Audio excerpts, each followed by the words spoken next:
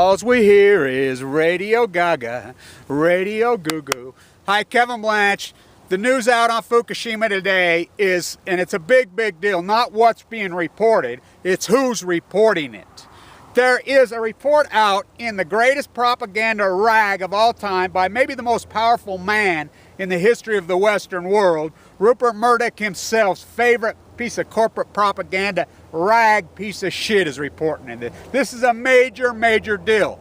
The Wall Street Journal is reporting that number 4, the temporary pipeline and the temporary tanks that have been set up have been leaking high levels of cesium plutonium into the Pacific. Why are they higher levels than they were originally, as they were pouring water over for hundreds of days going on?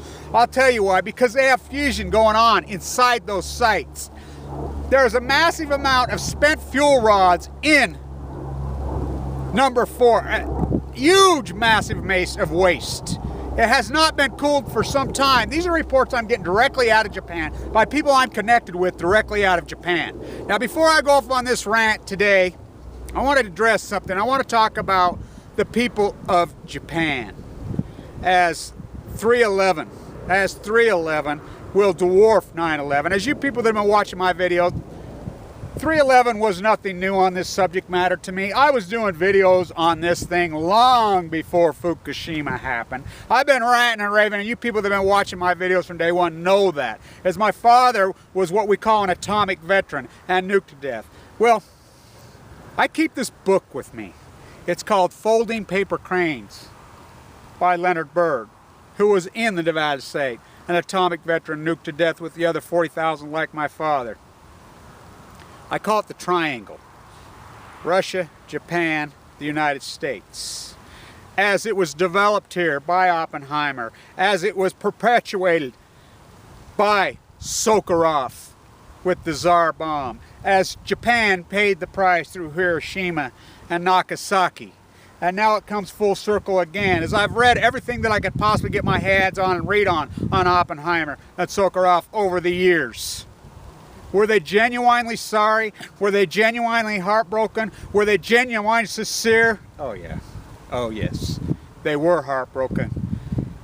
Look, Sakharov won a Nobel Peace Prize right after the Tsar bomb, which killed millions. All of you people in Sweden, whatever. How many of you people died up there from this? Well, I am in that group now, the group that I never thought that I would ever be in. As my father was nuked to death, as 40,000, as millions died in Japan, as hundreds of thousands have died in Chernobyl. Now, northern Japan, the Pacific, as millions will go. My heart goes out so much to those people of northern Japan, and I'm in that triangle now. As I got sick October 13th, I was mowed down. 27% of my body mass was tore off my body within 30 days. 27%, and I was not fat. It tore the muscle off I've been a plaster with that Hawken trowel in my hand for all those years. In this hospital that I'm in, I'm lucky enough to get into this hospital, which is a world-renowned hospital right here. People travel from all over the world to get in here for treatment, as I get plugged in every day now. This is in my jugular. It's been there the whole time. I go down there every day. Sometimes they keep me out. I met a young woman from Japan. I met a young woman from the Ukraine. The young woman from the Ukraine has died. This killed her. Immediately when I passed them in the hall, it was like this connection. Folding paper cranes. My father's grave, as I've learned more about this, is this evolved. If I am lucky enough to live, and I'm alive then, come Memorial Day, I will fold paper cranes and put on his grave the rest of my life. To the people of northern Japan, what TEPCO and Fukushima, look, this is not about borders. This is not about flags. This never has been. Do you think the 1% around the world, the people of Japan are no different than the people of America? They're no different than the people of Iraq, no different than the people of Afghanistan, no different than the people of anywhere, of Western Europe, of China. We are controlled. We did not make these choices. We did not make these choices. These choices were made upon us, even though we did not want them. We fought against them. There wasn't enough of us, but we fought. This isn't borders. This isn't flags. The people of Japan, what TEPCO and the Japanese government are doing to their own people is pure evil. They're doing it to all of humanity. What GE did is to all of humanity. What Westinghouse is doing in China is to all of humanity. We have a little secret society. We really do. As I watched them in the hall, our eyes connected. I didn't know their story, they didn't know my story, but we got to know each other's stories. Someday, I believe this. I believe that life is more than who we are. And I believe that all the people that have been poisoned and died from these evil diseases has not been in vain, and our souls will connect together somehow, somewhere, someplace. And I believe that maybe that is going on with me, as I did so many videos on the Nevada test site, on Chernobyl, on the cause of radiation and cancer, then I get cancer. The odds are trillions to one, hundreds of trillions of one to that happen. I got leukemia again, 27% of my muscle mass mowed, not by chemo. This is before I ever got plugged in with chemo. The cancer cells mowed me down. To the people of northern Japan, what TEPCO and what the Japanese government has done to them, what the nuclear industry done, is so heartbreaking. It is so heartbreaking, and it cannot be forgotten when we rant and I carry on and go off about this subject matter. It is something that I think about every day. When I was in the hospital and I was right down to nothing, didn't know if I would live or die. I was on the edge, in the cradle of death. I kept that book with me by Leonard Byrd, Folding Paper Cranes. I kept that book with me right next to me. I would look up pages of it. You know, I love that book.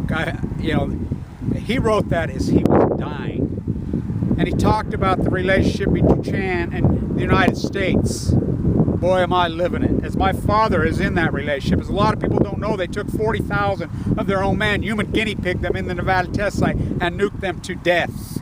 As they dropped the bombs, as Oppenheimer himself was giving the signals on it, he hardcore anti-nuke advocate after. As Sakharov diluted the bomb down to half of what it was going to be, still the biggest nuclear explosion in mankind's history by many, many times. As he hardcore become an anti-nuke advocate. As he won a Nobel Prize. Were they truly, honestly sorry? I believe they were. I really believe that. I've read everything I can get my hands on them. Do I think that there'll be a lot of people out there as they get older, whether it be TEPCO, Japan, the United States government, the media, be sorry? Yeah. I think there's a lot of blood on a lot of people's hands, and a lot of it is journalism, as we have yellow journalism. As Fox is nothing more than yellow journalists. As they scream, fire in the theater. As they scream, fire, Iraq, Afghanistan, they lie about all of it. When the real threat that should be reporting is happening right here, right now. Fukushima is the fucking nuclear nightmare. Oh my God, Iraq is building a fucking nuclear bomb. This could be, this might be, this would be. Why would they ever build a nuclear bomb and use it to fucking commit suicide? It is a fallacy. It is a fucking fairy tale. It is ridiculous. It is yellow journalism. The people that perpetrate it, are they of pure evil? Fuck yes. But has the world always had pure evil? Fuck yes. But if they have indoctrinated the far right fucking ring kissing fucking Kool-Aid drinking fucking morons, oh yes, because they took politics and they took religion and they economics and they turned it into religion. They believe somehow this is their salvation. They have no logic. They have no reason. There's a lot of blood on the popular opinion in America's hands. There's a lot of blood on Japanese popular opinion. A lot of blood on a lot of people's freaking hands. As I ranted and raved and carried off, and they're like, haul his fucking ass to Bellevue. He's crazy on the morning of March 12th. How fucking crazy I am now. This fucking thing has been leaching into the Pacific the entire fucking time. Now we have gamma rays. It is a whole different animal. Gamma rays from fission. As I'm getting reports from Japan that number 4 has not had their spent waste cooled in quite some time now, and that is one of the biggest masses of spent fuel on Earth. And here in the United States, every one of these fucking plants, every one as we are attempting to build more, have no bladder system. They have no containment system. If these get knocked out to spore water, the water goes right into the aqueducts, right into the freaking soil, right into the freaking world's food basket.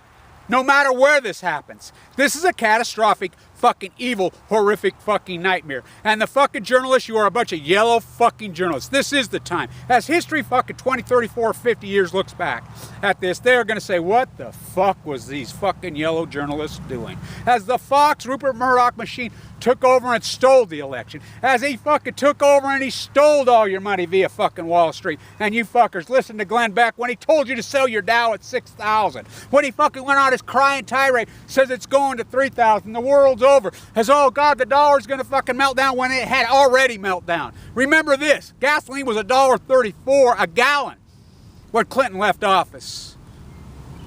Oil was $12 a barrel. Gold was $245. The inflationary freaking radical time, the Ayn Rand philosophical philosophy, that's what did this. I hear it all the time that literature only changes around the edges. As I am a big fan of class, as I love Twain, as I quote Twain, as I quote lots of people, popular opinion. There is no wrong or right, there is only popular opinion, is my favorite quote of all time. It is so true. What is popular opinion? It is religion, philosophical idealism that has been kidnapped by the fucking Ring Kisser Corporation and tricked your people into thinking that it is some kind of religion, when it is politics and economics, and they are separate. And as far as these shirts go, this is what a metaphor, what a metaphor. I made these on Zazzle. Travel Fukushima, Japan, we are all resonant. You are already there. Cesium, plutonium, iodine. I made these clear back in March. Well, Zazzle doesn't like them because they say Fukushima. I'm going to change them today on Zazzle.com. Post Ignorance is the name of my channel. I'll change them. I'm going to rebuild it and take the, the letter out. So they can. It's just like I had a young Marine send me an email, and he says, look, he says, we're firebombing people, killing mass freaking murdering people. Yet our commanding officers would not let us write fuck on the sides of the bomb because they felt that it was obscene. What a fucking metaphor for our time. What a metaphor for our time. The yellow journalists of this fucking country, the CNNs, the Sanjay Gupta, that yellow journalist piece of shit. The fucking ad called there, and you think about this. You think about the far-right radicals, and I talk about politics. Don't you make a fucking leap over there. I talk about progressives and conservatives. There are no progressives. When I talk about Bobby Kennedy or Harry Truman or Teddy Roosevelt, I'm not talking about the modern day freaking liberal, because they are not. They are not progressive. I'm talking about the far-right radicals. Think about this. Ann Coulter, the most ignorant, poorly educated, radical freak, that dude on the Sunday morning talk shows as the mouthpiece for the right. Think about that. Think about it. Do you know how sick that creep is? Do you know how sick that dude is? Wow. Wow, that's what we've evolved into. That's who we are. This Fukushima is no different. 3/11 is no different than 9/11 in the context of the poor reporting. In the context that it was the Pakistan and the Saudi money that was flowing in, as we don't fucking give a damn about fucking Saudi's repression.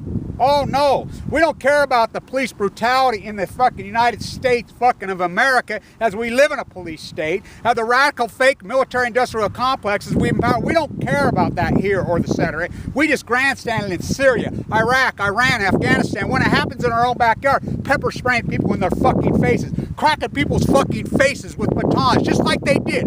I gave a speech at Washington Square on the 100th anniversary of the Shirtwaist Fire.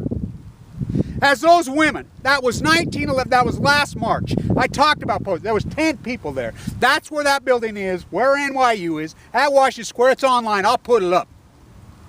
I talked about life coming full circle. As those women were marching in the streets, that's how we got minimum wage. That's how we got overtime. The cops, just like they are now, were cracking young women's faces, bloodying them, killing them in the fucking streets of Manhattan.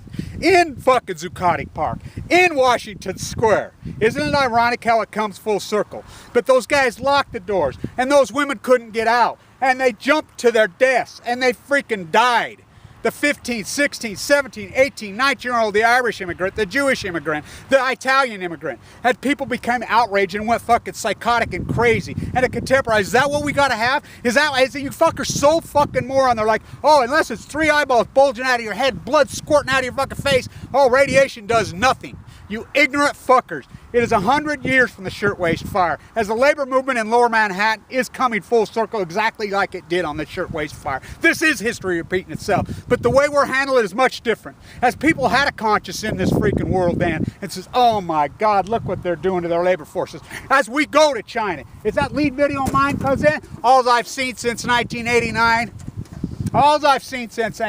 and I open up an apple, all I see is a radiated rotten apple. Steve Chinese Jobs. I'll change the tag on that. As we are okay with exploiting labor in China, the modern day slave, as you walk into Walmart and buy their goods, the biggest antitrust freaking violators in the world, Walmart, Apple, Microsoft, as they destroy fucking innovation, as they destroy this fucking country, and they fucking enslave people. This is no different than fucking antebellum South. This is no different than the slave fucking South. This is no different than the 1911 girls locked in top of the Shirtwaist fucking Fire, where NYU is right now, at Washington Square, where this same Occupy Wall protest fucker was born. This is not about flags. This is not about borders. This is about fucking lines. This is about people. This is about people. And the difference now in 1930s when people stood up and they organized labor and they got tough and they fucking went at them. The police forces understood they were them and we are they. They do not understand that now. Or they have indoctrinated and they have drinking the fucking Kool-Aid and kissed the fucking corporate ring. And the military radicalized military fake Christian complex that we have created. The police brutality state and a fucked up yellow journalism meeting. CNN is as yellow journalist as they get. Fox is the yellow journalist of all fucking times. When a real fucking catastrophe is to be reported, they're nowhere to found. When Bush stole the election, nowhere to found. When Valerie Plame Wilson's husband was screaming his head off, Novak and Cheney are fucking lying, and they out them. And fucking Bush fucking, pardon me, Scooter Libby, when fucking, it was fucking documented that it was Novak, who's dead, by the way, now, of brain cancer. And fucking, that piece of shit Cheney still hangs on. They do nothing. They do nothing. You rant and rave, oh, Saddam's got... As Colin Powell stood in front of the UN and lied his fucking ass off. When there were people out there screaming, you fucking yellow journalists from CNN, the New York Times, the Washington Post, San Francisco Chronicle, the LA Times, the BBC, all of you, fucking all of you pieces of shit. So we've had to counterculture. We've had to counterculture via fucking YouTube and via the internet to try to trump you fucking assholes. You ignorant, murdering assholes. I'm fighting for my fucking life. I am in the cradle. I am in the triangle, the Russia, Japan, American fucking cradle. I am there. I am there. I am one of you. I am one of the atomic veterans who were murdered by their own people. I am one of the downwinders. I am one of the fucking Japanese from Hiroshima and Nagasaki. I am one of the terrible hundreds of millions who are murdered as you fuckers failed to report it, as you fuckers do not care, as you grandstand, oh, Syria, Syria, Syria. Drop the bomb on Iraq, Iraq, Iraq. Drop the bomb on Iran, Iran, Iran, Iran. When the real fucking nightmare is right under your fucking nose, you journalists, you yellow journalists, evil fuckers, are gonna end your lives just like Sakharov and Oppenheimer did. Their lives, they died in pain. They died in pain. They suffered greatly. Read about their writings at the end of their lives. They suffered greatly. Kevin Blanch, post-ignorance someday, not today.